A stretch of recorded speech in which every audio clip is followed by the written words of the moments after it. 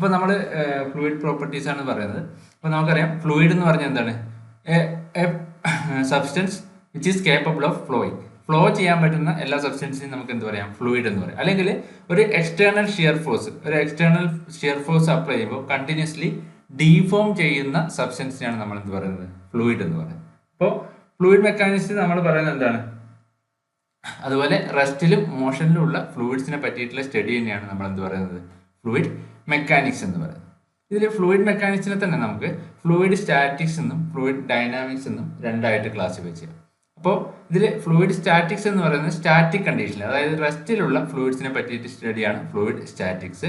Fluid dynamics എന്ന് പറയുന്നത് മോഷനിലുള്ള ഫ്ലൂയിഡ്സിനെ പറ്റിയിട്ടുള്ള സ്റ്റഡിയാണ്. ഇതിൽ ഈ ഫ്ലൂയിഡ് ഡൈനാമിക്സിനെ തന്നെ നമുക്ക് വീണ്ടും കാറ്റഗറൈസ് ചെയ്യാം. ഫ്ലൂയിഡ് കൈനമാറ്റിക്സും ഫ്ലൂയിഡ് കൈനറ്റിക്സും. നമ്മൾ പറഞ്ഞു ഡൈനാമിക്സ് എന്ന് പറയുമ്പോൾ മോഷനിലുള്ള ഫ്ലൂയിഡിനെ പറ്റിയിട്ടുള്ള സ്റ്റഡിയാണ്. അപ്പോൾ ഈ ഫ്ലൂയിഡ് ഡൈനാമിക്സിൽ മോഷന്റെ കാരണമായ ഫോഴ്സിനെ കൺസിഡർ ചെയ്യാതെയുള്ള സ്റ്റഡിയാണ് ഫ്ലൂയിഡ് കൈനമാറ്റിക്സ് എന്ന് പറയുന്നത്. Study of fluid in motion without considering the forces which causes the motion. മോഷന് കാരണമാകുന്ന ഫോഴ്സ് കൺസിഡർ ചെയ്യാതെയുള്ള സ്റ്റഡിയാണ് ഇത് ഫ്ലൂയിഡ് കൈനമാറ്റിക്സ്. നമ്മൾ ഒരു തവണ പറഞ്ഞാണ്, അതുകൊണ്ടാണ് കുറച്ച് സ്പീഡ് പോകുന്നത്. പിന്നെ ഫ്ലൂയിഡ് കൈനറ്റിക്സ് എന്ന് പറയുമ്പോൾ എന്താണ്? With considering the cause of motion, അതായത് ഫോഴ്സിനെ, ഫ്ലൂയിഡിന്റെ മോഷന് കാരണമായ ഫോഴ്സിനെയും കൂടി കൺസിഡർ ചെയ്തിട്ടുള്ള സ്റ്റഡിയാണ് എന്ത്? ഫ്ലൂയിഡ് കൈനറ്റിക്സ് എന്ന് പറയുന്നത്. ഇനി നമുക്കിവിടെ ഇമ്പോർട്ടൻ്റ് ആയിട്ട് കുറച്ച് ഫ്ലൂയിഡ് പ്രോപ്പർട്ടീസ് ആണ് നമുക്ക് പഠിക്കാനുള്ളത്. അതിൽ ആദ്യത്തെ ഡെൻസിറ്റി. നമുക്കറിയാം ഡെൻസിറ്റി എന്ന് പറയുന്നത് എന്താണ്?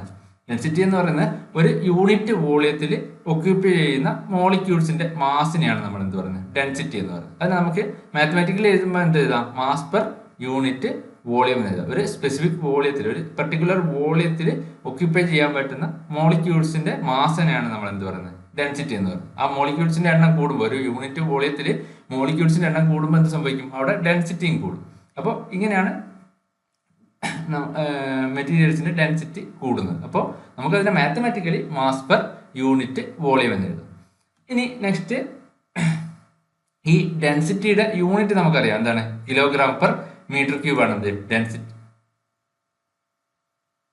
ഡെൻസിറ്റിയുടെ യൂണിറ്റ്. ഇനി വാട്ടറിന്റെ ഡെൻസിറ്റി മാക്സിമം വരുന്നത് ഏത് ടെമ്പറേച്ചർ ആണെന്ന് മനസ്സിലാക്കിയിരിക്കണം. വാട്ടറിന്റെ മാക്സിമം ഡെൻസിറ്റി വരുന്നത് 4 ഡിഗ്രി സെൽഷ്യസിലാണ്. 4 ഡിഗ്രി സെൽഷ്യസിലാണ് മാക്സിമം ഡെൻസിറ്റി വരുന്നത്. അത് എത്രയാണ്? 1000 കിലോഗ്രാം പെർ മീറ്റർ ക്യൂബ് ആണ്. 4 ഡിഗ്രി സെൽഷ്യസ് ആൻഡ് 1 atm വാട്ടറിന്റെ ഡെൻസിറ്റി എന്ന് പറയുന്നത് 1000 കിലോഗ്രാം പെർ മീറ്റർ ക്യൂബ് ആണ്. ഇനി next property specific weight. Specific weight അല്ലെങ്കിൽ വെയിറ്റ് ഡെൻസിറ്റി എന്ന് പറയുന്നത് weight of fluid divide by volume of fluid, അതായത് വെയിറ്റ് പെർ യൂണിറ്റ് വോളിയത്തിനെയാണ് നമ്മൾ എന്ത് പറയുന്നത്? സ്പെസിഫിക് വെയിറ്റ് എന്ന് പറയുന്നത്. അതായത് വെയിറ്റിനെ നമുക്ക് mg എന്ന് എഴുതി കഴിഞ്ഞാൽ mg/v. അതുകൊണ്ട് തന്നെ നമുക്ക് സ്പെസിഫിക് വെയിറ്റിനെ എന്ത് എഴുതാം? ഗാമ = ρg എന്ന് എഴുതാം. ഇതിന്റെ യൂണിറ്റ് അതുപോലെ എന്തായിരിക്കും? വെയിറ്റ് പെർ യൂണിറ്റ് വോളിയം എന്ന് പറയുമ്പോൾ വെയിറ്റിന്റെ യൂണിറ്റ് ന്യൂട്ടൺ, വോളിയത്തിന്റെ യൂണിറ്റ് മീറ്റർ ക്യൂബ്. അപ്പം ന്യൂട്ടൺ പെർ മീറ്റർ ക്യൂബ് ആയിരിക്കും ഇതിന്റെ യൂണിറ്റ്. ഇനി നെക്സ്റ്റ് പ്രോപ്പർട്ടി എന്ന് പറയുന്നത് സ്പെസിഫിക് വോളിയം. സ്പെസിഫിക് വോളിയം എന്ന് പറയുമ്പോൾ volume of fluid divide by mass of fluid. Volume by mass ആണ് എന്ത്? Specific volume. അങ്ങനെയാണെങ്കിൽ നമുക്ക് സ്പെസിഫിക് വോളിയത്തിന് എന്ത് എഴുതാം? മാസ് ബൈ വോളിയം എന്ന് പറഞ്ഞാൽ ഡെൻസിറ്റി ആണ് അല്ലെ. അപ്പോൾ സ്പെസിഫിക് വോളിയത്തിന് നമുക്ക് എന്ത് എഴുതാം? 1/ഡെൻസിറ്റി അല്ലെങ്കിൽ 1/ρ എന്ന് എഴുതാം. 1/ഡെൻസിറ്റി അല്ലെങ്കിൽ 1/ρ എന്ന് എഴുതാം. ഇനി നെക്സ്റ്റ് വരുന്നത് സ്പെസിഫിക് ഗ്രാവിറ്റി. അടുത്ത പ്രോപ്പർട്ടി എന്ന് പറയുന്നത് സ്പെസിഫിക് ഗ്രാവിറ്റിയാണ്. സ്പെസിഫിക് ഗ്രാവിറ്റി എന്ന് പറയുന്നത് റേഷ്യോ ഓഫ് സ്പെസിഫിക് വെയിറ്റ് അല്ലെങ്കിൽ weight density of fluid to that of standard fluid. ഒരു ഫ്ലൂയിഡിന്റെ വെയിറ്റ് ഡെൻസിറ്റി അല്ലെങ്കിൽ സ്പെസിഫിക് വെയിറ്റ് ഡിവൈഡ് ബൈ ഒരു സ്റ്റാൻഡേർഡ് ഫ്ലൂയിഡിന്റെ സ്പെസിഫിക് വെയിറ്റിനെയാണ് നമ്മൾ എന്ത് പറയുന്നത്? സ്പെസിഫിക് ഗ്രാവിറ്റി എന്ന് പറയുന്നത്. അപ്പോൾ ലിക്വിഡിന്റെ കേസിലാണെങ്കിൽ നമ്മൾ സ്റ്റാൻഡേർഡ് ഫ്ലൂയിഡ് ആയിട്ട് ഉപയോഗിക്കുന്നത് വാട്ടർ ആണ്. ഗ്യാസിന്റെ കേസിലാണെങ്കിൽ സ്റ്റാൻഡേർഡ് ഫ്ലൂയിഡ് ആയിട്ട് നമ്മൾ കൺസിഡർ ചെയ്തത് ഏതാണ്? എയർ ആണ്. അപ്പോൾ ലിക്വിഡ്സിന്റെ കേസിൽ സ്പെസിഫിക് വെയിറ്റ് എന്ന് പറയുന്നത് എന്തായിരിക്കും? സ്പെസിഫിക് ഗ്രാവിറ്റി എന്ന് പറയുന്നത് എന്തായിരിക്കും?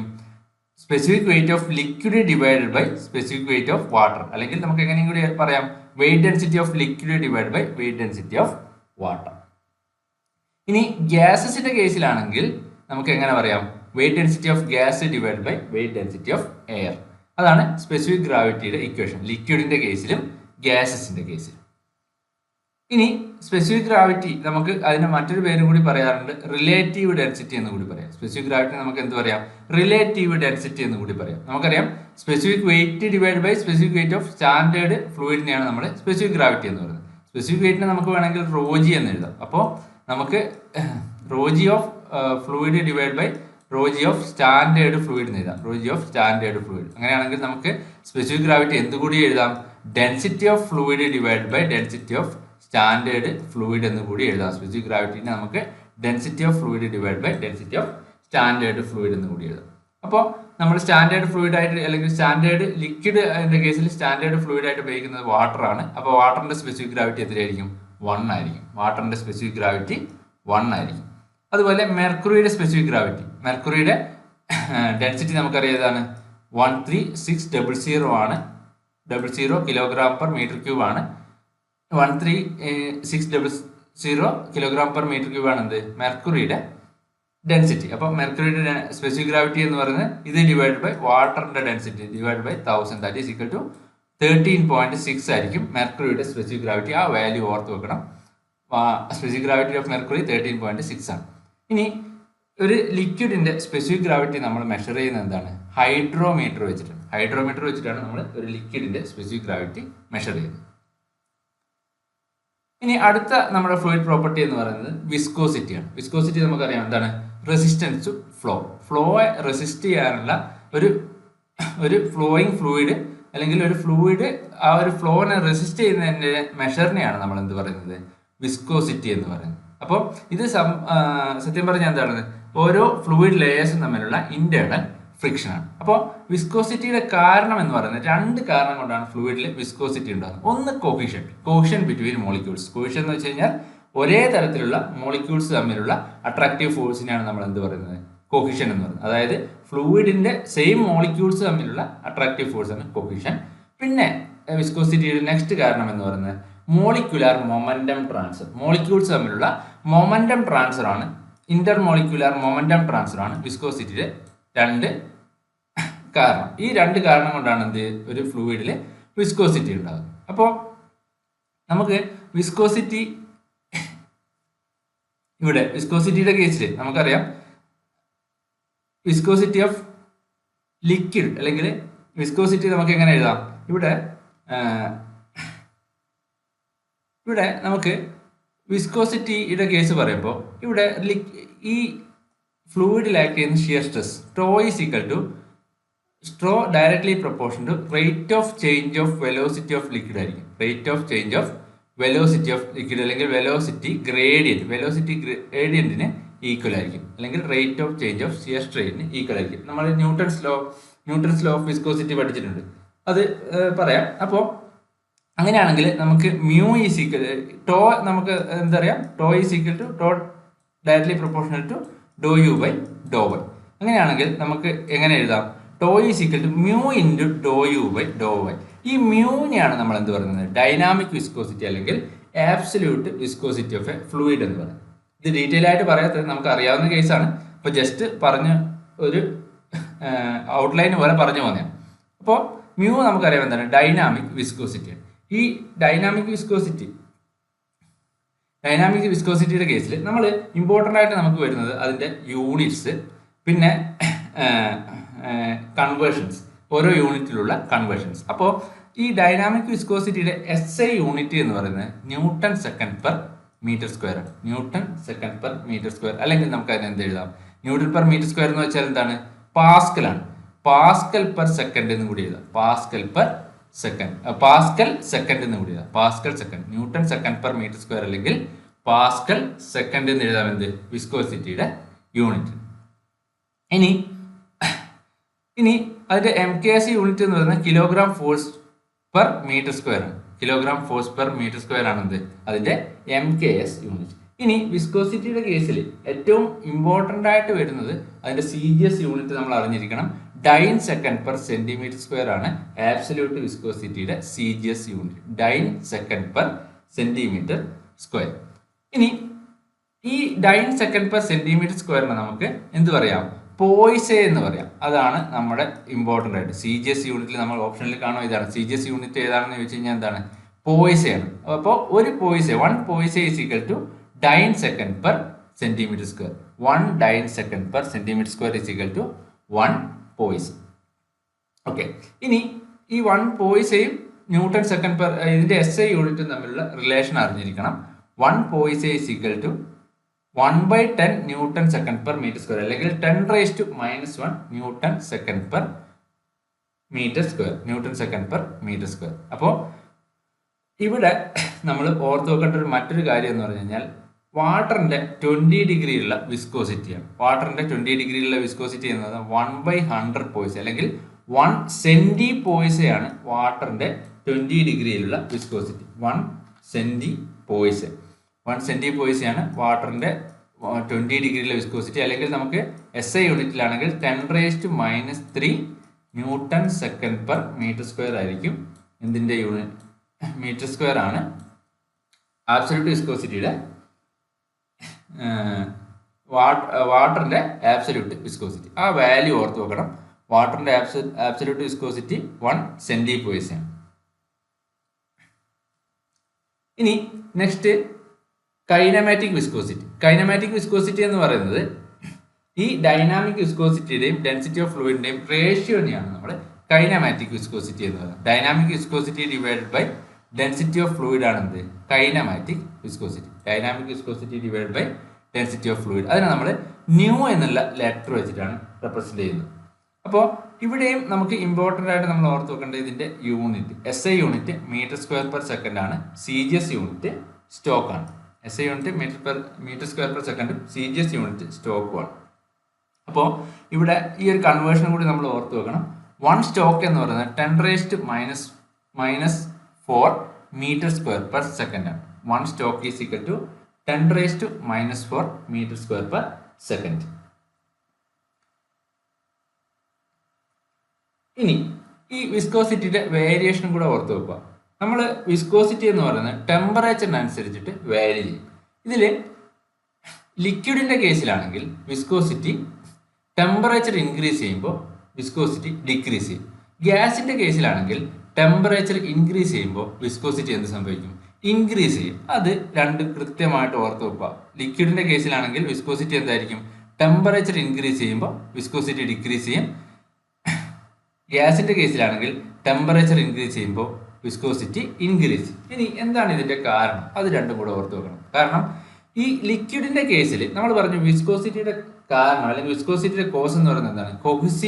കൊഹിഷനും ഇന്റർമോളിക്കുലർ മൊമെന്റം ട്രാൻസ്ഫറാണ്. ലിക്വിഡിന്റെ കേസിൽ പ്രിഡോമിനന്റ് ആയിട്ട് വരുന്നത് കൊഹിസീവ് ഫോഴ്സസ് ആണ്. മൊമെന്റം ട്രാൻസ്ഫറിനേക്കാൾ പ്രിഡോമിനന്റ് ആയിട്ട് വരുന്നത് എന്താണ്? കൊഹിസീവ് ഫോഴ്സസ് ആണ്. അപ്പോൾ ടെമ്പറേച്ചർ കൂടുമ്പോൾ മോളിക്യൂൾസ് തമ്മിലുള്ള ഈ കൊഹിസീവ് ഫോഴ്സസ് അല്ലെങ്കിൽ കൊഹിഷൻ കുറയുന്നതുകൊണ്ടാണ് ലിക്വിഡിന്റെ കേസിൽ എന്ത് സംഭവിക്കുന്നത്? വിസ്കോസിറ്റി ഡിക്രീസ് ചെയ്യുന്നു.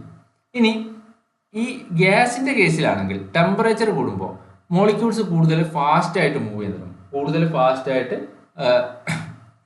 മോളിക്യൂൾസിൽ മൂവ് ചെയ്യാൻ തുടങ്ങും. അവിടെ കൊളീഷൻ കൂടുതലായിരിക്കും. അപ്പോൾ അവിടെ നടക്കുന്ന ഇന്റർമോളിക്കുലർ മൊമെന്റം ട്രാൻസ്ഫർ എന്ന് പറയുന്നത് എന്തായിരിക്കും? കൂടുതലായിരിക്കും. അതുകൊണ്ട് തന്നെയാണ് ഗ്യാസിന്റെ കേസിൽ ടെമ്പറേച്ചർ കൂടുമ്പോൾ എന്ത് സംഭവിക്കുന്നത്? വിസ്കോസിറ്റി ഇൻക്രീസ് ചെയ്യുന്നത്. അപ്പോൾ ഗ്യാസിന്റെ കേസിൽ പ്രിഡോമിനന്റ് ആയിട്ട് വരുന്ന ഫാക്ടർ എന്ന് പറയുന്നത് മോളിക്കുലർ മൊമെന്റം ട്രാൻസ്ഫർ ആണ്. ലിക്വിഡിന്റെ കേസിൽ പ്രിഡോമിനന്റ് ആയിട്ട് വരുന്നത് എന്താണ്? കൊഹിസീവ് ഫോഴ്സ് ആണ്. അപ്പോൾ കൊഹിസീവ് ഫോഴ്സ് ടെമ്പറേച്ചർ കൂടുമ്പോൾ ഡിക്രീസ് ചെയ്യുന്നതുകൊണ്ട് ലിക്വിഡിൽ വിസ്കോസിറ്റി എന്ത് സംഭവിക്കും? ടെമ്പറേച്ചർ കൂടുമ്പോൾ ഡിക്രീസ് ചെയ്യും. ഇന്റർമോളിക്കുലർ മൊമെന്റം ട്രാൻസ്ഫർ ടെമ്പറേച്ചറിനനുസരിച്ച് ഇൻക്രീസ് ചെയ്യുന്നതുകൊണ്ട് ഗ്യാസിൽ വിസ്കോസിറ്റി കൂടുമ്പോൾ എന്ത് സംഭവിക്കും? ഗ്യാസിൽ ടെമ്പറേച്ചർ കൂടുമ്പോൾ വിസ്കോസിറ്റി ഇൻക്രീസ് ചെയ്യും. അപ്പോൾ അതാണ് ഇവിടെ കാണിച്ചിരിക്കുന്നത്.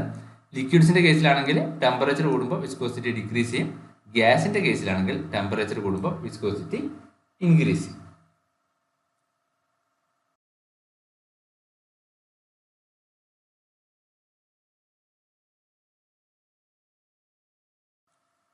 ഇനി next Newton's law of viscosity. നമുക്കറിയാം, നമ്മൾ നേരത്തെ പറഞ്ഞ തന്നെ എന്താണ്? Shear stress is directly proportional to rate of shear strain. Shear stress എന്ന് പറയുന്നത് റേറ്റ് ഓഫ് ഷിയർ സ്ട്രെയിനിന് പ്രൊപ്പോർഷണൽ ആയിരിക്കും. ഇതാണ് ന്യൂട്ടൺസ് ലോ ഓഫ് വിസ്കോസിറ്റി. നമ്മളിത് ഡീറ്റെയിൽ ആയിട്ട് പറയാത്തത്, അല്ലെങ്കിൽ ഇത് ഓൾറെഡി പറഞ്ഞതാണ്. അപ്പോൾ ഒരു ഐഡിയക്ക് വേണ്ടി ഓവറോൾ സ്പീഡ് പറയുന്നതുകൊണ്ടാണ് ഇങ്ങനെ പറയുന്നത്. അപ്പോൾ tau is equal to mu into d u by d y. ഈ d u by d y എന്ന് പറയുന്നതാണ് വെലോസിറ്റി ഗ്രേഡിയൻറ്റ്. അത് തന്നെയാണ് എന്ത്, ഈ വെലോസിറ്റി ഗ്രേഡിയൻറ്റ് എന്ന് പറയുന്നത് എന്തിന് ഈക്വൽ ആണ്? Rate of shear strain d theta by d ടിക്ക് ഈക്വൽ ആണ്. അപ്പോൾ ന്യൂട്ടൺസ് ലോ ഓഫ് വിസ്കോസിറ്റി പറയുന്നത് എന്താണ്? Shear stress is directly proportional to rate of shear strain അല്ലെങ്കിൽ വെലോസിറ്റി ഗ്രേഡിയൻറ്റ്. ഏതെങ്കിലും ഭാഗം ക്ലിയർ ആയിട്ട് ഒന്നും കൂടി പറയണമെങ്കിൽ പറയാവേ. നമ്മൾ ഓൾറെഡി പറഞ്ഞുകൊണ്ടാണ് സ്പീഡ് പറയുന്നത്. ഏതെങ്കിലും ഭാഗം പ്രത്യേകിച്ചിട്ട് എടുത്ത് പറയണമെങ്കിൽ പറഞ്ഞാൽ മതി, അത് പറയാം. ഇനി നെക്സ്റ്റ് നമുക്ക് ഒരുപാട് ക്വസ്റ്റ്യൻ വരുന്ന ഒരു ഏരിയ ആണ് ടൈപ്പ് ഓഫ് ഫ്ലൂയിഡ്.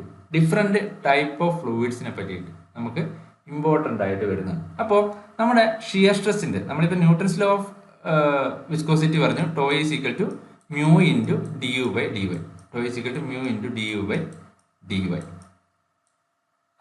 ഇവിടെ ഈ ഒരു ഷിയർ സ്ട്രെസ്സിന്റെ ജനറൽ ഇക്വേഷൻ, ഒരു ഫ്ലൂയിഡിന്റെ കേസിൽ ഷിയർ സ്ട്രെസ്സിന്റെ ജനറൽ ഇക്വേഷൻ എന്ന് പറഞ്ഞാൽ ഇതാണ്: tau is equal to a constant a into d u by d y raise to n plus b. ഇതിൽ എയും എന്നും ബിയും എന്താണ്? കോൺസ്റ്റന്റ് ആണ്. അത് ഡിഫറെന്റ് കണ്ടീഷനും ഫ്ലൂയിഡിനും അനുസരിച്ചിട്ട് എന്തായിരിക്കും? ഡിഫറെന്റ് ആയിരിക്കും.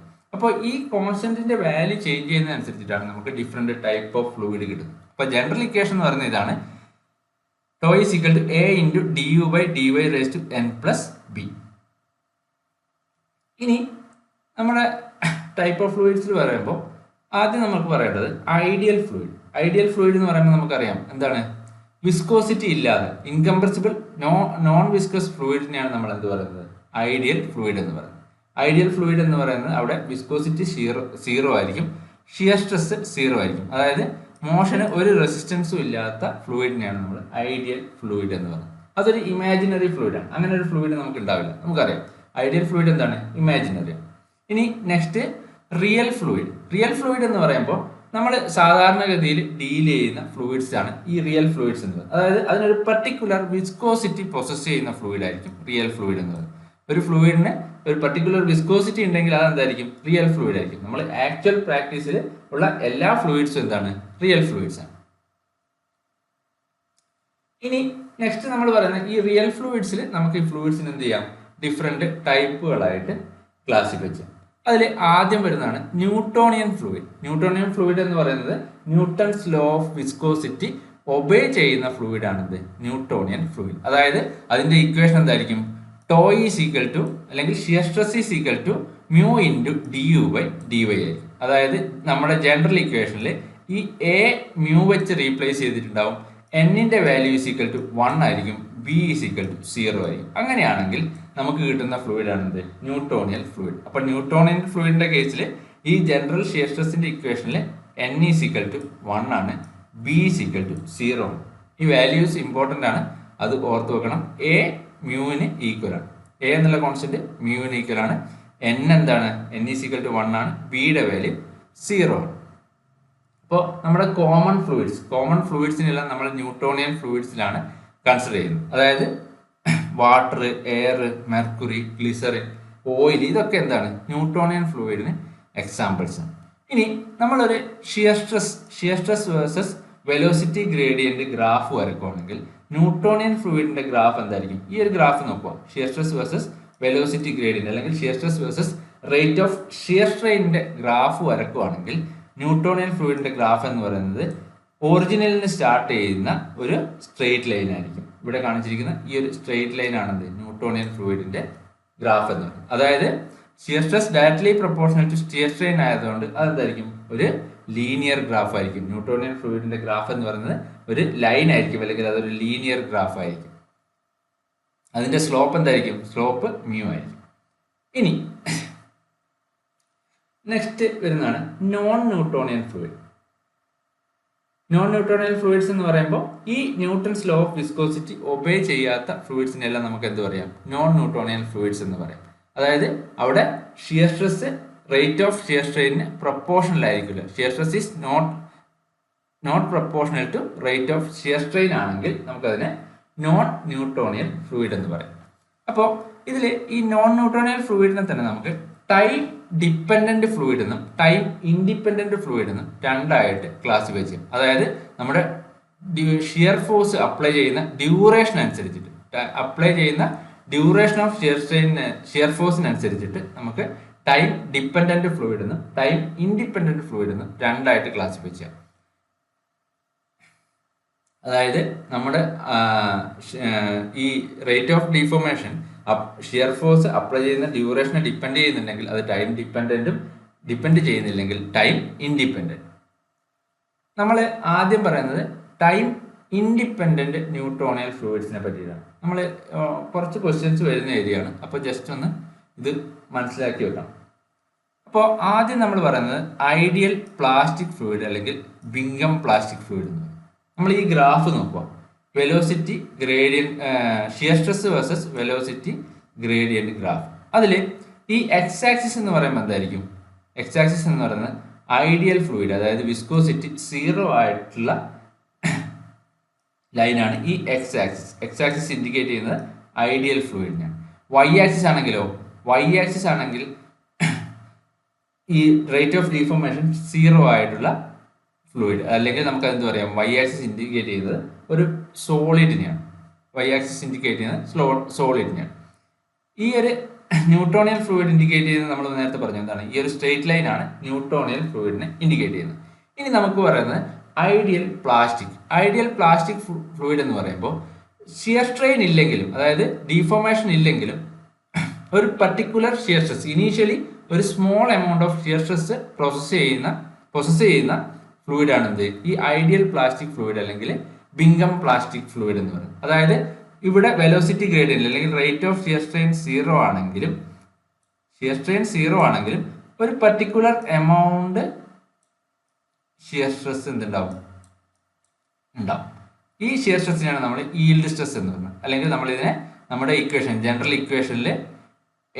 ഇക്വേഷൻ എന്താണ്, tau is equal to a into d u by d y raise to n plus b ആണ്.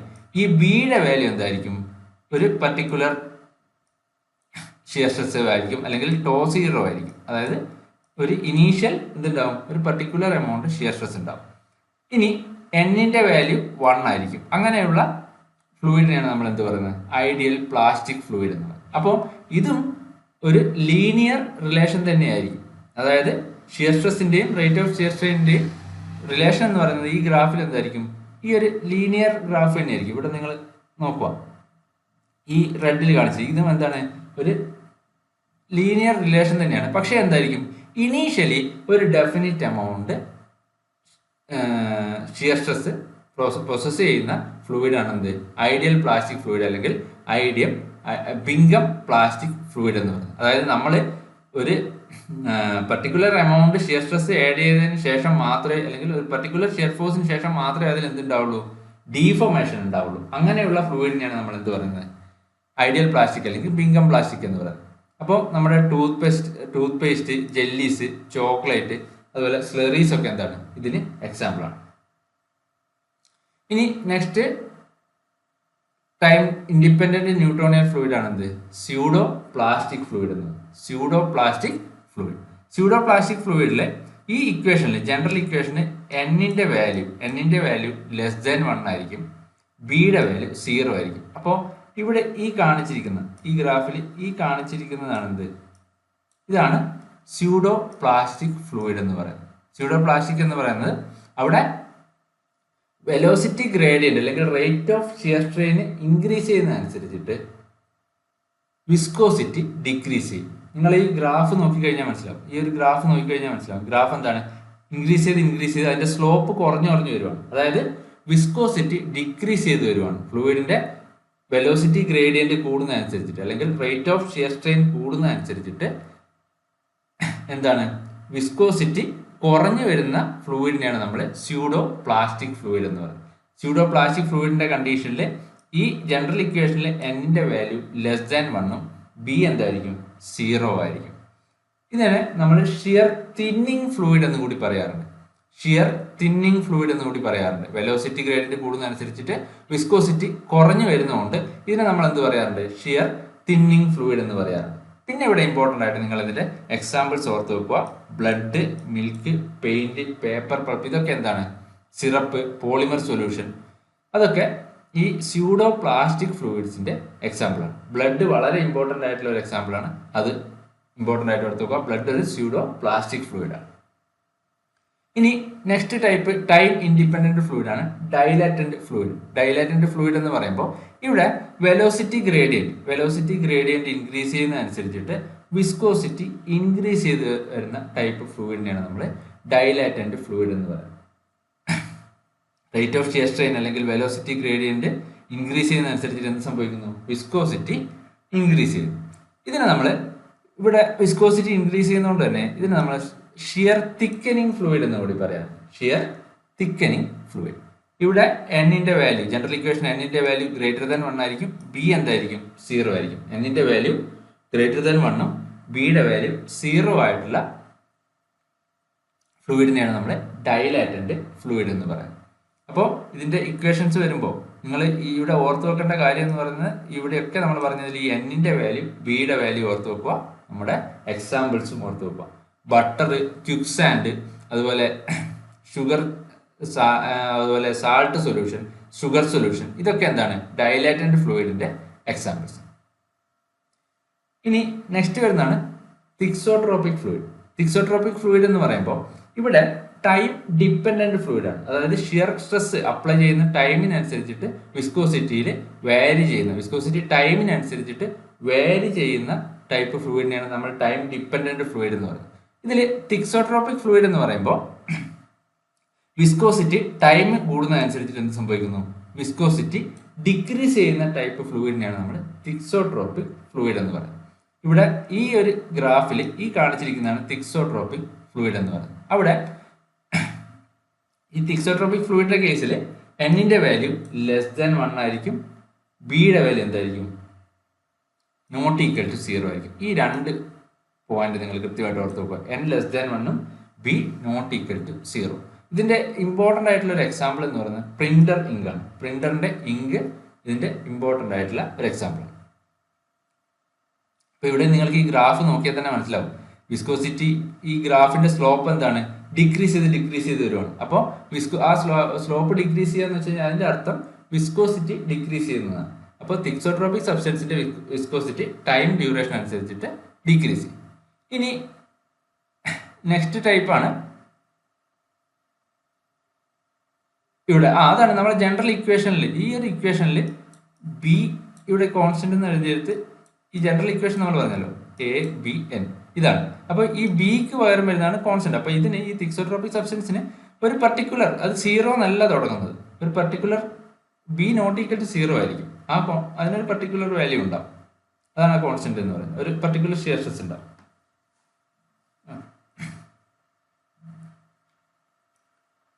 ഇനി നെക്സ്റ്റ് വരുന്നത് റിയോപാക്റ്റിക് ഫ്ലൂയിഡ്. അതായത് ഇപ്പോൾ തിക്സോട്രോപിക് ഫ്ലൂയിഡ് പറഞ്ഞതുപോലെ തന്നെ അതും ഒരു ടൈം ഡിപ്പെൻഡന്റ് ഫ്ലൂയിഡ് ആണ്. ഇവിടെ ടൈം ഇൻക്രീസ് ചെയ്യുന്നതനുസരിച്ചിട്ട് വിസ്കോസിറ്റി എന്ത് സംഭവിക്കും? ഇൻക്രീസ് ചെയ്യാണ് ചെയ്യുന്നത്. നമ്മൾ തിക്സോട്രോപിക് ഫ്ലൂയിഡിന്റെ കേസിൽ ടൈം ഡ്യൂറേഷൻ അനുസരിച്ചിട്ട് വിസ്കോസിറ്റി ഡിക്രീസ് ചെയ്യുകയാണെങ്കിൽ ഇവിടെ എന്താണ്? വിസ്കോസിറ്റി ഇൻക്രീസ് ചെയ്യണം. ഈ ഒരു ഗ്രാഫിൽ നോക്കിക്കഴിഞ്ഞാൽ നിങ്ങൾക്ക് മനസ്സിലാവും ഇതിന്റെ സ്ലോപ്പ് എന്താണ്? കൂടി വരുവാണ്. അപ്പോൾ അതിന്റെ വിസ്കോസിറ്റി ഇൻക്രീസ് ചെയ്യുന്ന അങ്ങനെയുള്ള ഫ്ലൂയിഡിനെയാണ് നമ്മൾ റിയോപാക്റ്റിക് ഫ്ലൂയിഡ് എന്ന് പറയുന്നത്. ഈ റിയോപാക്റ്റിക് ഫ്ലൂയിഡിന്റെ കേസിൽ എന്നിന്റെ വാല്യൂ എപ്പോഴും ഗ്രേറ്റർ ദാൻ 1 ആയിരിക്കും. ബി നോട്ട് ഈക്വൽ ടു 0 ആയിരിക്കും. ബി ഒരു പർട്ടിക്കുലർ കോൺസ്റ്റന്റ് വാല്യൂ ഉണ്ടാകും നമ്മുടെ ജനറൽ ഇക്വേഷനിൽ, ഷിയർ സ്ട്രെസിന്റെ ജനറൽ ഇക്വേഷൻ. അപ്പോൾ ഇവിടെ നിങ്ങൾ ഈ ഒരു എക്സാമ്പിൾ കൂടെ ഓർത്ത് വെക്കുക. ജിപ്സം സൊല്യൂഷൻ റിയോപാക്റ്റിക് ഫ്ലൂയിഡിന്റെ ഒരു എക്സാമ്പിളാണ്. അതുപോലെ നോൺ ന്യൂട്രോണൽ ഫ്ലൂയിഡ്സിനെ പറ്റിയിട്ടുള്ള സ്റ്റഡീനെ നമ്മൾ പറയുന്ന പേരാണ് റിയോളജി. അത് ജസ്റ്റ് ഒന്ന് അറിഞ്ഞിരിക്കുക. റിയോളജി എന്ന് പറയുന്നത് നോൺ ന്യൂട്രോണൽ ഫ്ലൂയിഡ്സിനെ പറ്റിയിട്ടുള്ള സ്റ്റഡിയാണ്. അപ്പോൾ ഇത്രയാണ് എന്ത് നമ്മുടെ ഡിഫറെന്റ് ടൈപ്പ് ഓഫ് ഫ്ലൂയിഡ്സ് എന്ന് പറയുന്നത്. ഇതിൽ നിന്ന് ക്വസ്റ്റ്യൻ വരാറുണ്ട്. ഇത് നമ്മുടെ ഇതേപോലെയുള്ള ഹയർ ആയിട്ടുള്ള എക്സാമിന് എപ്പോഴും ക്വസ്റ്റ്യൻ വരുന്ന ഏരിയ ആണ്. അപ്പോൾ നമുക്ക് ആ കോൺസ്റ്റന്റും ആ ഒരു എക്സാമ്പിൾസ് ഒക്കെയാണ് ഇമ്പോർട്ടൻ്റ് ആയിട്ട് വരുന്നത്.